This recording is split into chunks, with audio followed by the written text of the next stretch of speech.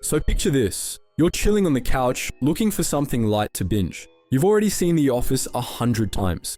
UK, US, maybe even the random Indian one if you were feeling adventurous. But then you spot it, The Office Australia.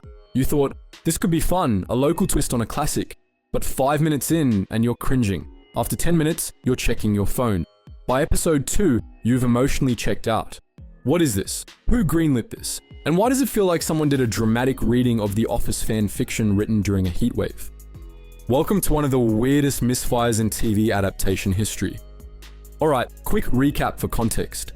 The original UK Office dropped in 2001, courtesy of Ricky Gervais and Stephen Merchant. It was dry, it was awkward, it was painfully British in the best way possible. Then came the American version. Steve Carell shows up, turns Michael Scott into the world's most lovable idiot, and boom, the show goes from cult hit to global phenomenon. 9 seasons, endless memes, wedding dances, chili spills, you know the drill.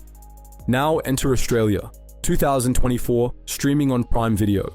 The Office Australia arrives, starring comedian Felicity Ward as Hannah Howard, the regional manager of a packaging company.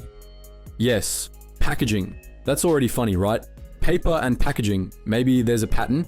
But instead of delivering laughs, the show delivers confusion. And not the good kind. The kind where you're wondering, wait, is this meant to be a parody of The Office? Or is this actually The Office? So, let's start with the big one, tone. The UK version had that bleak, existential office dread, like working in a building with no windows. The US version, it's heartfelt, weird, and kind of sweet under all the cringe. But Australia's version? It's like someone saw both and went, let's combine them and drain the life out of it. The vibe is weirdly sterile. It's trying to be zany and awkward at the same time, which is like trying to do stand-up while stuck in traffic. It doesn't work. Now let's be fair to Felicity Ward. She's funny and super talented, but she's stuck playing a character that feels like a TikTok sketch stretched over an entire season.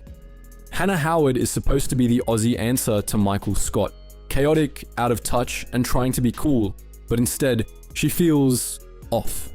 Like she's pretending to be a character who watched Michael Scott and said, I can do that too. But the problem isn't the performance, it's the writing. The jokes don't build, the interactions feel scripted, and nobody in the office feels like a real person. They're more like background characters in a budget sitcom that accidentally wandered onto a major streaming service. And here's where it really falls apart. The Office only works if it reflects real work culture. That's the secret sauce. The UK version nailed British corporate misery. The US one captured small-town office life in Scranton, Pennsylvania. But the Aussie one? It doesn't reflect anything. It's not the laid-back mate culture of Australian offices. It's not the weirdly formal, low-key, passive-aggressive vibe you get in government departments. It's not even startup chaos. It's nowhere. It's generic. The Aussie workplace is full of gold for comedy. Smoko breaks, casual Fridays that start on Wednesday, the classic no worries attitude even during a data breach. But the show touches none of that. It's like they imported a template and forgot to localize it. Which brings us to the set.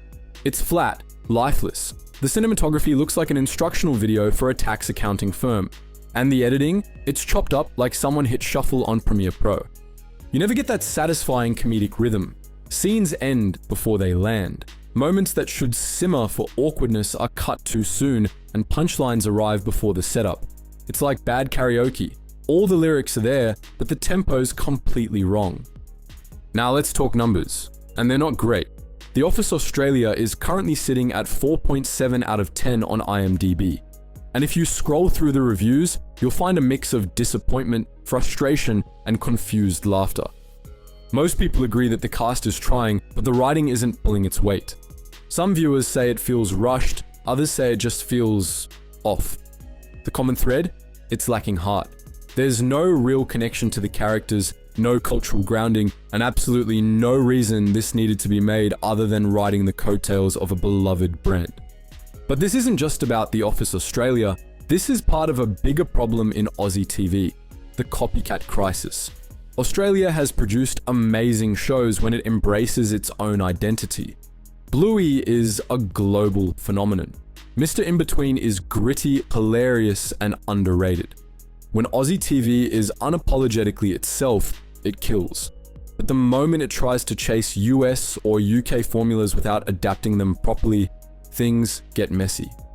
And messy is exactly what The Office Australia is. It tries to please everyone, which is why it pleases no one.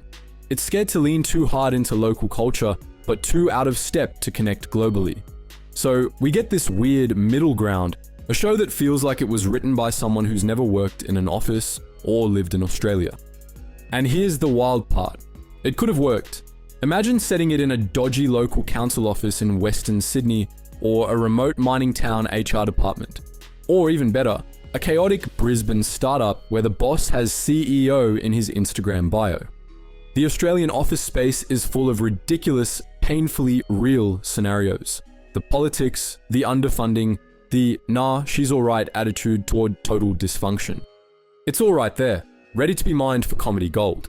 But the show plays it safe, and safe is boring. What's even more frustrating is that the cast has potential. Felicity Ward is a strong comedic actor. The supporting cast, Edith Poor, Johnny Brule, etc., are solid. But they're stuck in a script that doesn't trust them to be real people.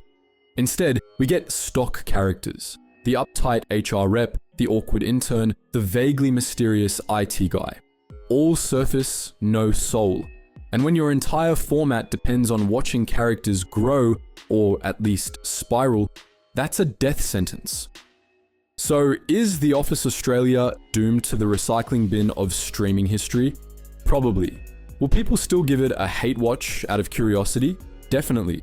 But the bigger takeaway here is that Australian media can't keep playing it this safe. People don't want diluted remakes, they want voices, they want specificity, they want real.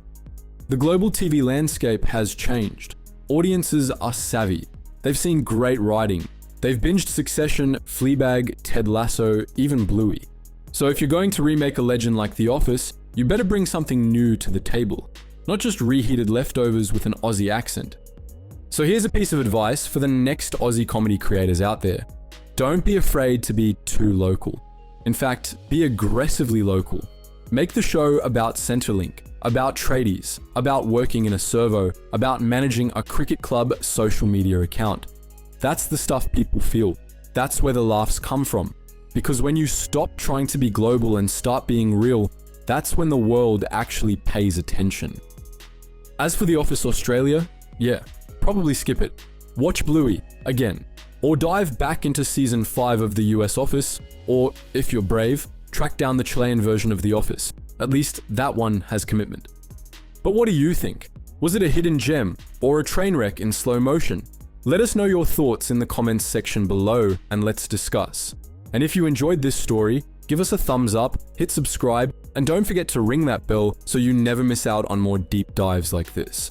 Thank you guys so much for watching, and as always, stay curious.